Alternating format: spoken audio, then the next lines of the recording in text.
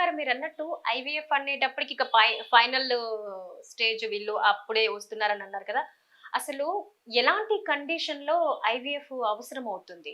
మనకి main tubes అనేది ఫలదీకరణం ఇంపార్టెంట్. స్పెర్మ్స్ గానీ, ఎగ్ గానీ ఫలదీకరణం బేబీ ఫార్మ్ అయ్యేది ట్యూబ్స్‌లో.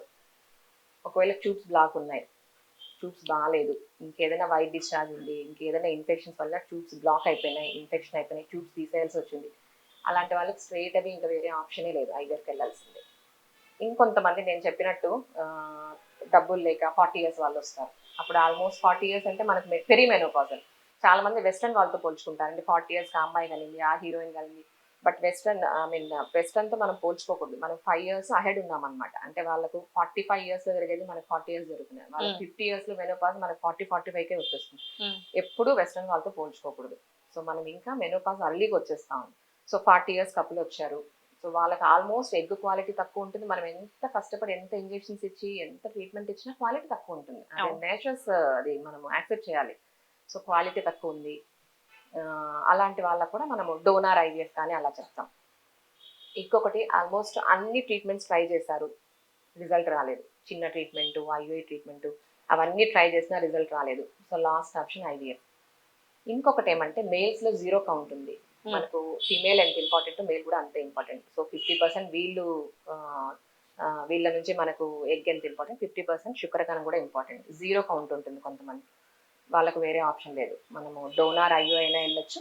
ఒకవేళ ఫీమేల్ ప్రాబ్లం కూడా ఉందంటే వాళ్ళ డైరెక్ట్ ఐవీఎఫ్ చెప్తాం. ఓవరీస్ ఏదైనా సర్జరీస్ అయింటాయి, ఏదైనా సిస్ట్ వచ్చి తీసేసి ఉంటారు, వాళ్ళకు వేరే ఆప్షన్ ఉండదు. సో వాళ్ళు ఎగ్ డొనేషన్కి వెళ్ళాలి, ఐవీఎఫ్ ఆప్షన్ ఉంటుంది. ఇప్పుడు ప్రజెంట్గా మనం వినేదంటే ఎండోమెట్రియోసిస్ అని ఉందండి. అదేమంటే హార్మోనల్ ఇంబ్యాలెన్స్ వల్ల ఓవరీలో మల్టిపుల్ చాక్లెట్ సిస్ట్ వస్తుంటాయి. సో ఆ చాక్లెట్ సిస్ట్ పెరిగే కుందుకు ఏమవుతుందంటే మిగిలిన ఎగ్స్ అన్ని తినేస్తుంది అది. సో మిగిలిన ఎగ్స్ అన్ని జీరో అయిపోతాయి. సో వాళ్ళకి మనం చేద్దామన్నా కూడా ఎగ్స్ ఉండవు. సో అలాంటి వాళ్ళకు కూడా డోనర్ ఆప్షన్ ఐవీఎఫ్కి వెళ్ళాల్సిందే. సో ఇవన్నీ కొన్ని మనకు వచ్చే వాటిలో మెయిన్ అనమాట, మెయిన్ కాజెస్. వీళ్ళకు ఖచ్చితంగా ఐవీఎఫ్ అని చెప్తాం. ఇంకొంతమందికి కౌంట్ జీరో లేకపోయినా తక్కువ ఉంటుంది. సో మొటిలిటీ, కదలిక తక్కువ ఉంటుంది, అబ్నార్మల్ ఫార్మ్స్ ఎక్కువ ఉండడము. సో అలాంటి వాళ్ళకు కూడా మనము ఐవీఎఫ్ చెప్తాం. మేడం ఇప్పుడు మేల్స్ లో కంప్లీట్ గా ఒకవేళ జీరో కౌంట్ ఉన్న పక్షాన ఐవీఎఫ్ కి వెళ్లాల్సి వస్తే, ఒకవేళ వాళ్ళకి గనక డోనార్ కి వెళ్ళే ఇష్టం లేనప్పుడు ఇంకేదైనా ఆప్షన్ ఉందా వీళ్ళకి? అట్లీస్ట్ ఒక మెడికేషన్ ద్వారానా, లేకపోతే ఇంకేదైనా వీళ్ళ ప్రొడక్టివిటీ ఇది చేస్తూ లిమిటెడ్ గా తీసుకునే ఆప్షన్ ఏదైనా ఉందంటారా? ఫస్ట్ స్పర్మ్స్ గానే జీరో ఉంటే మనం అజోస్పర్మియా అంటాం. సో ఫస్ట్ పేషెంట్ వచ్చారు, శాంపుల్ తీసేసుకున్నాం, జీరో వచ్చింది, అజోస్పర్మియా అని లేబుల్ చేయం. సో మనకు ఫీమేల్స్ కంటే మేల్స్ లో ప్రాబ్లం ఉందని చెప్తే ఫస్ట్ దిగాలు పడిపోతారు. మేల్స్ లో చెప్పాలంటే ఆలోచించాలి. సో ఎప్పుడుగా నార్మల్ గా కూడా సో ఈ శాంపుల్ సరిగా కనపడట్లేదు, ఏదో కొంచెం పాజిటివ్ ఇచ్చి మళ్ళీ మనం 2-3 వీక్స్ తర్వాత మళ్ళీ చెక్ చేస్తాం. సో మళ్ళీ చెక్ చేసి దాంట్లో కూడా మనకు జీరో ఉందంటే మనం ఫైనల్ రిపోర్ట్ ఇవ్వడం జరుగుతుంది. దాంట్లో మనకు 2 రకాలండి. మామూలుగా మనకు శుక్రకణాలు బీజాల్లో తయారవుతాయి, కొంతమంది బీజాల్లో తయారవుతాయి. సో మనకి ఏదైతే ట్రాక్ట్ వాళ్ళకు అంగం ద్వారా బయటకు వస్తుంది కదా, ఆ ట్రాక్ట్ లో ప్రాబ్లం ఉండొచ్చు. సో తయారవుతాయి, ఆ ట్రాక్ట్ పార్ట్ తో ప్రాబ్లం ఉంది, బయటకు ఎజాక్యులేట్ అవ్వదు, అదొక ప్రాబ్లం, అబ్స్ట్రక్షన్ అంటాం. ఇంకొకటి నాన్ అబ్స్ట్రక్టివ్, అంటే బీజాల్లోనే తయారవ్వడం లేదు, అది నాన్ అబ్స్ట్రక్టివ్ అంటాం. అబ్స్ట్రక్టివ్ అంటే ఏంటి, మనకి బీజాల్లో స్పర్మ్స్ ఉన్నాయి కాబట్టి వేరే మెథడ్స్ ద్వారా మనకు బీజాల నుంచి తీయడము, నీడిల్ ఆస్పిరేషన్, బీజాలు కట్ చేసి మనం తీసుకోవచ్చు.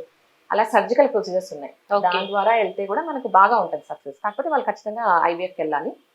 లేదు నాన్ అబ్స్ట్రక్టివ్ వాళ్ళకు కూడా ఫస్ట్ స్కాన్ అడ్వైస్ చేస్తాము. ఇంకేమైనా బీజాలు వాపుందా, ఇంకేమైనా ఇన్ఫెక్షన్స్ ఉన్నాయి, ఇంకేమైనా ప్రాబ్లం ఉందా, ఎందుకు తగ్గినాయి, ఫస్ట్ కాజ్ హార్మోన్ టెస్ట్ తీసుకుంటాం. అసలు డెవలప్ అవ్వలేదా, అవన్నీ తీసుకున్న తర్వాత యాక్చువల్గా నాన్ అబ్స్ట్రక్టివ్ లో చాలా కష్టం అండి, అసలు తయారే అవ్వడం లేదు కాబట్టి కొంచెం వీళ్ళకు వాళ్ళ స్పర్మ్స్ దొరకడం కష్టం. సో స్పర్మ్స్ మనం మనం డిసెక్ట్ చేసినా కూడా స్పర్మ్స్ దొరకడం కష్టం. But we can give a try. మనం కొన్ని మెడికేషన్స్ ఇచ్చి, హార్మోన్ ఇంజెక్షన్స్ ఇచ్చి ప్రొడక్షన్ ఇంప్రూవ్ చేసి కొంతవరకు ట్రై చేయొచ్చు.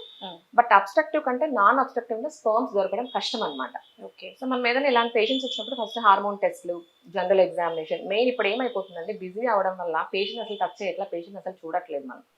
సో వాళ్ళకి ఇంత గడ్డ ఉంటుంది, మర్చిపోతాం.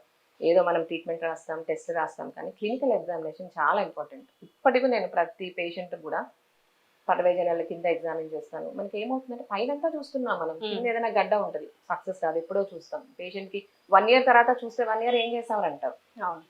ఎప్పుడు ఫిజికల్ ఎగ్జామినేషన్ చాలా ఇంపార్టెంట్. సో దాంట్లో మళ్ళీ హార్మోనల్ టెస్ట్లు, స్కానింగ్ అడ్వైస్ చేస్తాము. సో వాటి ద్వారా మనకి అబ్స్ట్రక్టివ్ నాన్ అబ్స్ట్రక్టివ్ ఒక ఐడియా వస్తుంది. ఓకే. సో దాని ద్వారా పేషెంట్ కౌన్సిలింగ్ ఇస్తాం. సో వాళ్ళు ఎలా కావాలి దాని ద్వారా వెళ్తాం. సో మీ దగ్గరకు వచ్చే పేషెంట్స్ లో ఐవీఎఫ్ నీడ్ ఏమన్నా లేకపోతే నార్మల్ ఫైబ్రాయిడ్స్ కానీ ఇలాంటివి ఏమైనా ఉండి లేకపోతే సైకిల్స్ కరెక్ట్ గా లేకపోయినా కూడా దానికి ఏదైనా మెడికేషన్ మీరు సజెస్ట్ చేస్తూ ఉంటారా?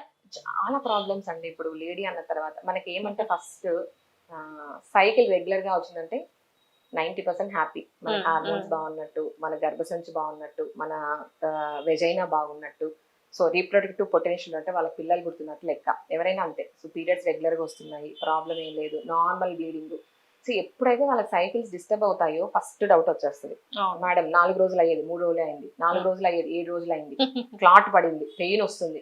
చాలా కొంతమంది భలే షాక్ ఉంటారండి. ఇప్పుడు అంతా మొబైల్సే కదా. సో ఏం చిన్న ప్రాబ్లం అయినా వచ్చేస్తారు. ఇప్పుడు క్యాన్సర్ ఒకటి, అదొక భయం అయిపోయింది అందరికి. సో సైకిల్స్ ఏదైనా తేడా ఉంటే మాత్రం ఫస్ట్ రావాలి. మనం ఫస్ట్ స్కాన్ చేస్తాం. స్కాన్ ద్వారా మనకు ఇప్పుడు ఏమైపోతుందంటే పెద్ద టెస్ట్లు అవసరం లేదు. చిన్న వెజినల్ స్కాన్ ఒక్కటి చాలు. అది కూడా 3D అని ఉంటుంది మనకి. 3 డైమెన్షనల్ యూట్రస్ అన్ని ఇట్లా ఉంటాయి కాబట్టి 3 డైమెన్షన్.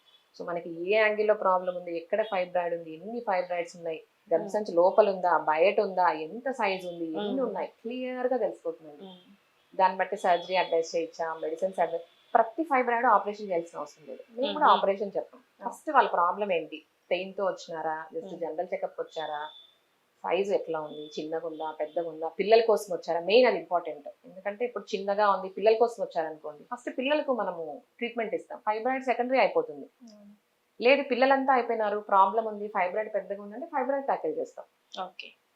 ఇంకొంతమందికి ఏముందంటే పెద్ద గడ్డ ఉంటుంది, పిల్లలు కావాలి. అలాంటి వాళ్ళకి మనం కొంచెం మనము డీటెయిల్ గా ఎవాల్యుయేట్ చేసి వాళ్ళ కంప్లైంట్స్ తీసుకొని ఫస్ట్ ఏది చేయాలి. ఎందుకంటే ఫైబ్రాయిడ్ సర్జరీ మనం కోత కోసాం అనుకోండి యూట్రస్ మీద, హీల్ అవ్వడానికి 6 months పడుతుంది.